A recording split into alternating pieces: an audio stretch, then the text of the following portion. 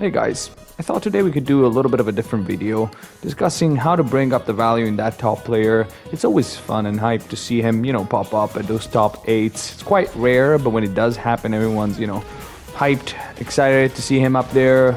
Always brings a little bit of a twist to any top 8, and he's always fun to see. And that freshness, in my opinion, is not random. It's a character that allows for a lot of creativity in a game where, the universal mechanics are so strong that every character kind of ends up playing the same. So when you watch Zaffarino's Jamie, it's going to be very different from Huchu's Jamie or Brolinho's Jamie. All these top players who use Jamie, they use it in a very different way. While you have to really find the exceptional player like Noah to find some, variance in the Luke play. While Jamie is by nature, in my opinion, forcing a player to find its own style. So we can quickly hop on the training mode and see what could be helped, what could make him flourish in the Season 3.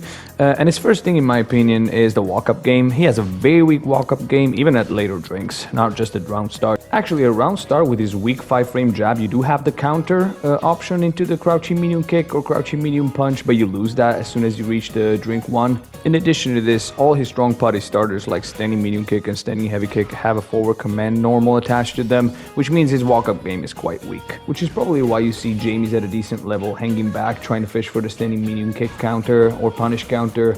He has quite a defensive approach to the footsie battle, which is fine. It's not necessarily a bad thing per se, but at the same time, having a weak walk-up game when you round start with Jamie, it's not that great. It's not that great because you're already suffering in so many departments. Forward heavy kick is fine, I guess. He has some reward attached to it if you're close enough to link a light on counter and a medium on punish counter. But then again, to get these rewards, you kind of have to use it at a range that is not optimal, which means that you're forced to lose the turn if you really want to get a reward out of it. Otherwise, you have to really hope for the punish counter, and this button is slow, so you have to go on a wish punish, stuff like that. Which means again that you're probably gonna lose your turn or whiff. Heavy kick is cancelable, great reward, but it's locked behind being hella slow and having a forward moving hurt box before it becomes active for some reason when this guy exists. Look at this, beautiful stuff. Why does this guy need it and Jamie doesn't? But yeah, so you're probably gonna get countered a lot.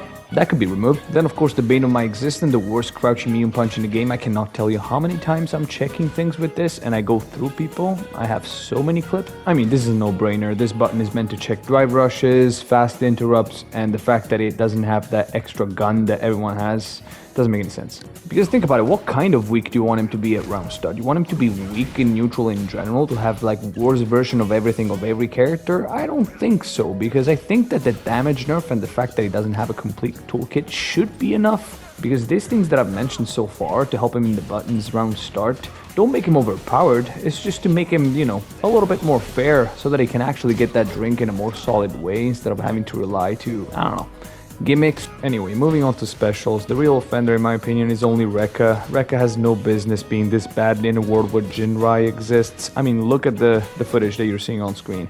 If you immaculately space it, you're gonna probably whiff, and then someone's gonna say go for the medium, but the medium is very punishable unless, again, you're probably hitting the right pixel, which is often why you see Jamie's going for the follow-ups, because again, we're desperate. It's just that, we're desperate. We don't know what we're doing. We'd be having probably better odds if we left the controller. I mean, look at the footage. I cannot tell you how many times I whiff punish and the first hit doesn't hit. Sometimes the first connects and the second doesn't, which is insane. I think you're gonna be able to see it in a sec. But yeah, fix it, make it -5, and you won't see as many Jamies betting on horses all the time.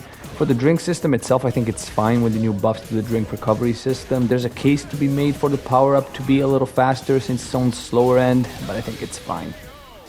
The power-ups that he gets with drinks are fine, I guess. Even Bakai now kind of works. Second hit at the target combo on block could be less punishable, considering there's DJ spamming his medium one all day long with no punishment. His supers are fine, I wouldn't necessarily touch them. And the path that he seems to be on for improvement is drive management and drive destruction, which is totally great in my opinion. With the drink throw buff, the drive recovery with each drink, and now level 2 slightly improved, I could see him becoming a drive monster. So why not push him further? Make that level 2 count. Make that level 2 actually do drive damage also on hit. In a game where potentially Rashid can activate 3 tornadoes in one game, I don't think it would be too much to ask that this guy could actually do some damage on hit and make this super count. And if we make that level 4 target combo actually frame trap instead of being fake as hell, yes, I did say it, you shouldn't be hearing, please cover your ears. Then Jamie could start being a threat because, hey, you wanted to put yourself low with that drive cancel. I got level 2. Are you sure about that? It could start be that situation where Rashid has level 2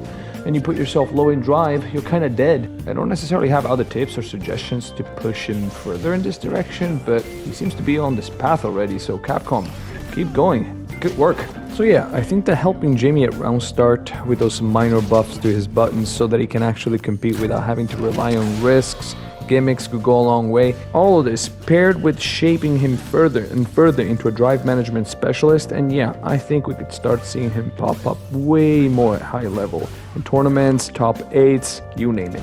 And please don't take anything that has been said in this video as an excuse to why you might not be ranking up, why you might be losing. The game is very balanced and you can compete with any character. I believe this. And that's pretty much it. I'm a fan of the slow approach, especially with Jamie. I think it's a tricky character to balance, maybe a little bit flawed in his design. But yeah, let me think if you have any different tips, any other suggestions on how to, make our boy shine a little bit more, and see you in the next video. Bye bye.